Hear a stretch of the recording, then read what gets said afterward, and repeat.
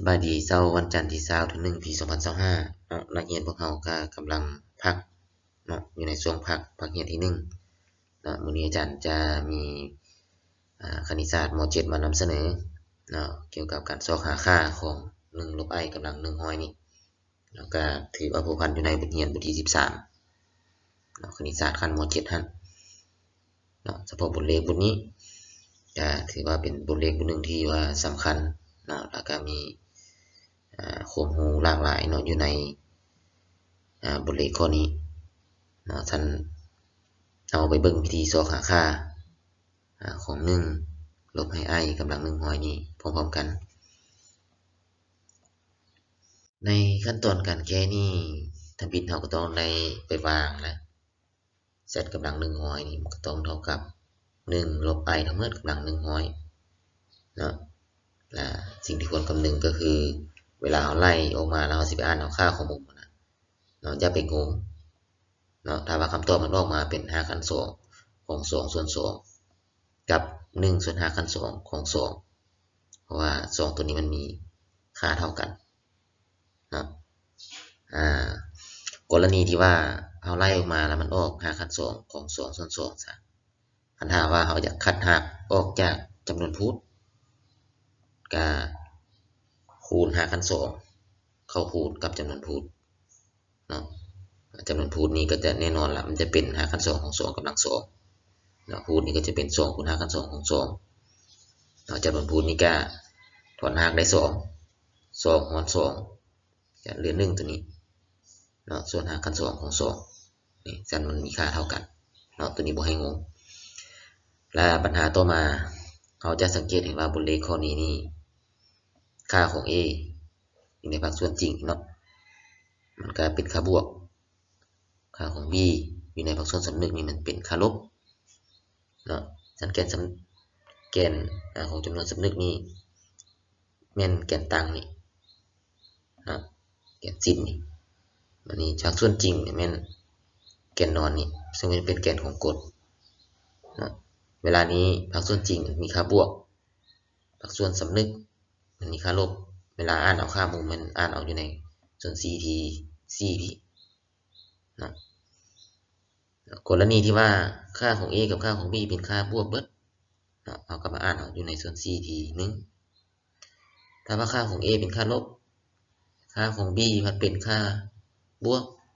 ก็อ่านเอาอยู่ในส่วน ct 2ถ้าว่าค่าของ a กับค่าของ b ล้วนแต่เป็นค่าลบเบิดก็อ่านเอาอยู่ในส่วน ct 3เนาะนี่มัน a เป็นค่าลบ b เป็นค่าลบเนาะวันนี้กรณีที่ว่าเราไปเอาตั้งเนาะไปเบิ่งอยู่ในตำราตั้งเวลาเราไล่ออกมานี่มันก็จะออกอยู่ใน2กรณีนั่นล่ะกรณีบวกก็อยู่ทางเบื้องถึงกรณีลบก็อยู่ทางเบื้องลุ่มเนาะนี่คือนี่5 ขั้น 2ของ3ลบ5 ขั้น 2ของ3อยู่ไสอยู่พี่มันก็โกงกับมุมนี้แหละ5 p ส่วน3แต่ว่าสิเอา5 p ส่วน3บ่หรือว่าสิเอา2 p ส่วน3บ่ตัวนี้ก็ได้กลับคืนมาเบิ่งค่าของ a ค่าของ b คือเก่านะ a เป็นบวกบ่ b มันเป็นลบบ่เนาะต้องได้เบิ่งเอาตัวนั้นต้องได้คำนึงถึงปัญหานี้เนาะอันนี้มันกรณีที่ว่ามันออก1เนาะออกลบ1ก็อยู่ทางเบิ่งลุ่มนี่แหละนะเอาไปเบิ่งบนเลขของเราบนเลขนี่อาจารย์ก็เริ่มจากz เนาะอาจารย์บาง z นี่มันเท่ากับ1ลบ i บาง z เท่ากับ1ลบ i ก่อนนะก็จะไปเปลี่ยนให้อยู่ในห่างแต่มุมมิติเนาะก็โดยอิงใส่สูตรอยู่ในบทเรียนบทที่13ของคณิตศาสตร์ขั้นม .7 หั่นนะถึงว่า r นี่ต้องใหญ่กว่า0นะสูตรที่พอผ่านก็แม่นสูตร r ล่ะมันเท่ากับค่าสมบูรณ์ของ z และเท่ากับ5 ขั้น 2ของ a กำลัง2บวกให้ b กำลัง2ตัวนี้ต้องเป็นบวกเนาะตามสูตรเราต้องเป็นบวกตัวนี้เนาะอย่าลืมถ้าเราก็ไปแทนค่า a ค่า b ใส่เนาะแต่ว่าค่าของ b นี่เป็นค่าลบนี่จำนวนลบที่ว่าขึ้นกำลังคู่แน่นอนมันออก ค่าบวก1 บวก 1ก็หาคัน2ของ2หลังจากนั้นแล้วก็ไปเบิ่งเอาค่าของฟรีเนาะเพื่อเราจะมาแทนซะนี่เองเนาะก็ไปแทนใส่สูตรของsinฮะเนาะก็จะเท่ากับลบ1ส่วน5คัน2ของ2ก็จะเท่ากับsinของ7pส่วน4เนาะ7pส่วน4เพราะว่าค่าของ b นี่มันเป็นค่าลบเนาะต้องได้เบิ่งอยู่พี่เนาะแต่ว่าค่าลบก็ตามตัวเนาะมันจะมี2มุมที่ว่าโกงกันได้นี่เนาะคือ 5p ส่วน4กับ 7p ส่วน4เนาะ p ส่วน4มันจะมี2มุมโกงกันเนาะก็คืออาจารย์ได้เว้าไปหั่นเนื่องจากว่าค่าของ a มันเป็น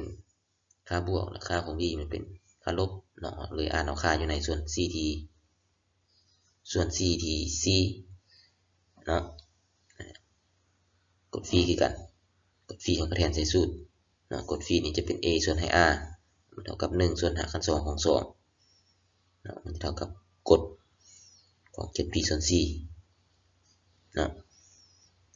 คือว่าเราสิอ่านเอาอีกแบบหนึ่งก็คือว่ากรณีที่ว่ามันออก5คัน2ของ2ส่วน2หรือว่า1ส่วน5คัน2ของ2ส่วน2นี่นะเนาะเราก็ไปเบิ่งเอาตัวมุมที่ว่ามันโกงกันอยู่ในบทเลขข้อนี้นะเนาะระหว่างsinฟรีกับกดฟรีนะไปเบิ่งเอามุมที่ว่ามันโกงกันเนาะเราสังเกตแบบนี้ก็ได้คืออยู่ในนี้5คัน2ของ2ส่วน2นี่เนาะกดของมุมใดที่ว่ามันเท่ากับ5คัน2ของ2ส่วน2มันมี2มุมเด้อันนี้ p ส่วน4กับ 7p ส่วน4เนาะแล้วก็ของsinคือกันเดี๋ยวมันออกลบ1ส่วน5คัน2ของ2นะมันก็มี2มุมคือ 5p ส่วน4กับ 7p ส่วน4เนาะ 5p ส่วน4กับp ส่วน4นี่ผมว่ามันบ่โกงกันอยู่ละเนาะของ2ตำราคือsinกับกฎเนาะในบทเลขข้อนี้นะตัวที่ว่ามันโกงกันก็คือ 7p ส่วน4นี่ตัวที่ว่ามันโกงกันมันคือกันนะ 7p ส่วน4เนาะเราสังเกตเบิ่งแบบนี้ก็ได้เวลาที่ว่าเราแกะออกมาเนาะตัวอย่างว่าเราระบุชื่อซะ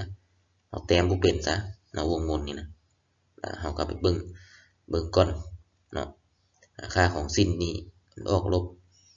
1ส่วน5คัน2ของ2นี่นะมันมี2ค่าคืออาจารย์ได้เว้าไว้ 5p ส่วน4กับ 7p ส่วน4เนาะเราก็เขียนไว้ก่อนในเจียคิดไล่ของเรานะแล้วบัดนี้เราไปไล่ของกฎฟรีแล้วมันออกอยู่1ส่วน5คัน2ของ2แล้วมันโกงกับมุม 7p ส่วน4กับ p ส่วน4ซะเราก็ไปเบิ่งเอาตัวไหนที่ว่ามันคือกันเราก็เอามุมนั้นนั่นแหละเนาะสัญอยู่ในนี้มันจะเป็น 7p ส่วน4อันนี้แม่นเราไล่ตามที่ว่าตำราsinกับตำรากฎเนาะมันเอาไล่แบบนั้นแล้วทีนี้เราก็คือการนำใช้ตำราตั้งเนาะเข้าไปในการแก้บทเลขของเราเนาะตำราตั้งนี่เราจะเบิ่งตามแก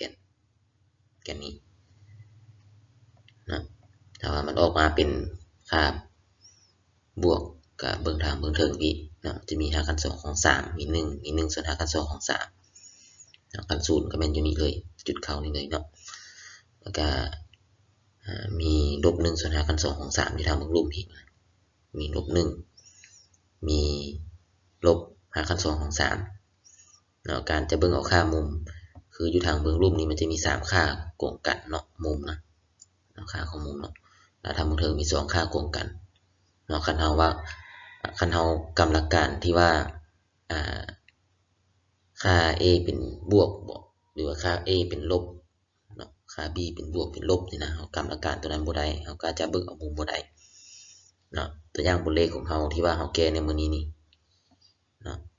ตั้งนี่มันเท่ากับลบ1นี่มันมี3ค่าได้โกงกันเนาะมันมี7p ส่วน4เนาะแล้วก็มี3p ส่วน4แล้วก็ยังมี p ส่วน4อีกเนาะเฮาสิเอามุมใดเนาะเอาสิเอามุมใดแล้ว3มุมนี่นะเนาะ ท่านอยู่ในนี้บทเลขของเรานี่มันออก7 p ส่วน 4เนาะก็เนื่องจากว่าค่าของ a นี่มันเป็น1นี่มันอยู่ทางเบื้องบวกพี่นะเนาะค่าของ a อยู่ทางเบื้องบวกพี่ราคาของ b มันอยู่ทางเบื้องลบนี่ฉันแน่นอนว่ามันตรงอยู่นี่7 p ส่วน 4นี่เนาะคันถ้าว่าค่าของ a แล้วเป็นค่าของ a มันแล้วเป็นลบเนาะค่าของ b มันแล้วเป็นบวกเนาะตัวนี้แน่นอนว่ามันจะต้องแม่น3 p ส่วน 4นะมุมของมันนะเนาะแต่ว่าถ้าว่าค่าของ a มันแล้วเป็นบวกค่าของ b มันแล้วเป็นบวกแน่นอนว่ามันจะต้องแม่นลบ p ส่วน 4เนาะต้องเป็นลบ p ส่วน 4ต้องเป็นลบ p ส่วน 4ตัวนี้เนาะ